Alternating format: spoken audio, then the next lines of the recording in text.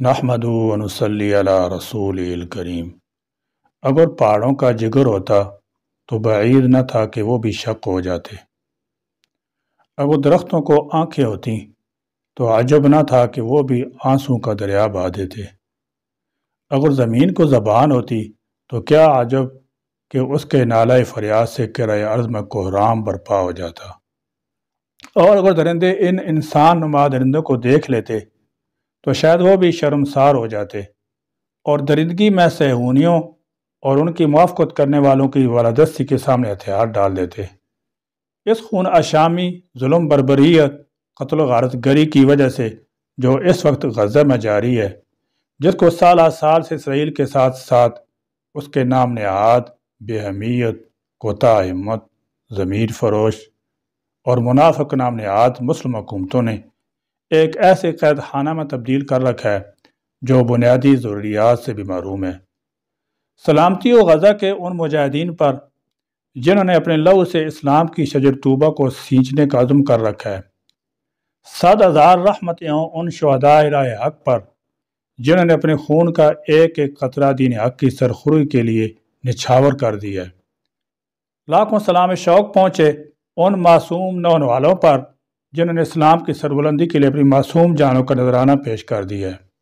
اور اسی قدر لعنتیں ان صلیبی اور صہیونی ظالموں پر ہوں جو دین و اخلاق اور بین الاقوامی قوانین کی دھجیاں بکھیر کر اپنی خون اشامی کی خوب پوری کر رہے ہیں، اور ان خوف خدا سے عاری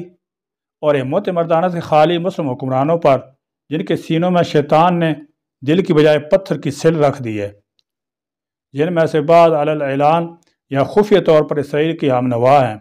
اور بدترین قسم کی برادر کشی کے مرتکب ہو رہے ہیں۔ بار الہ اپنے ان مظلوم بندوں پر رحم فرما جن سے مغرب و مشرق کی عداوت صرف اس لیے ہے کہ وہ تیرے پاک نام سے نسبت رکھتے ہیں، اور پروردگارہ ہلاک و برباد فرما ان شقی و بدبخت حکومتوں کو جو بے قصور انسانوں کے خون میں ڈوبی ہوئی ہیں یا اس میں مددگار ہیں۔ جب تاریخ لکھی جائے گی کہ مصر کے پاس دریائے نیل تھا اور غزہ پیاس سے مر گیا، جب تاریخ لکھی جائے گی کہ سعودی عرب اور متحدہ عرب امارات کے پاس تیل کے سمندر تھے جبکہ غزہ کے ہسپتالوں اور ایمبولینس کے لیے ایندھن نہیں تھا،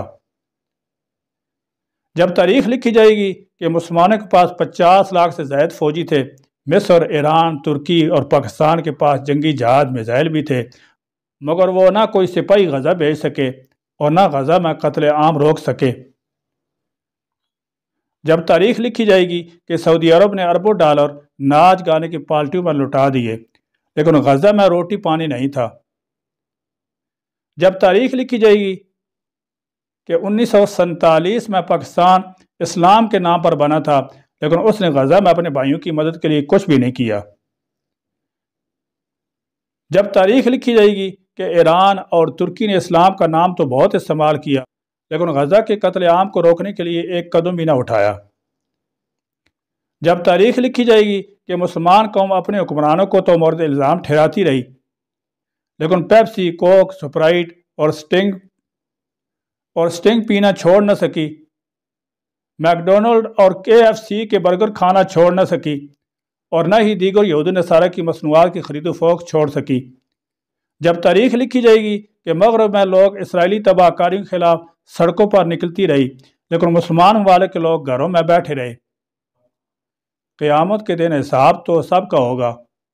حشر کو یہ معلوم ہوگا کہ جیتا کون اور ہارا کون۔ وما علینا الا البلاغ۔